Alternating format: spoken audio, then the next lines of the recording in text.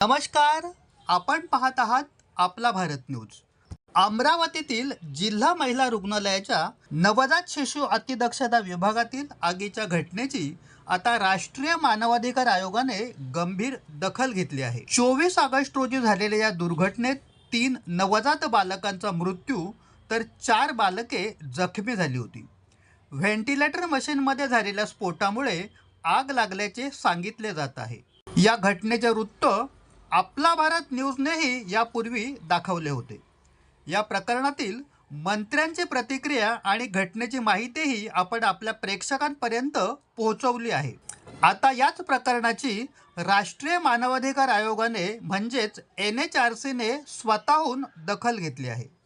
NHRCने महाराष्ट्राच्या मुख्य सचिवांना नोटीस बजावली असून 2 आठवड्याच्या आत या घटनेचा सविस्तर अहवाल सादर करण्याचे निर्देश दिले आहेत.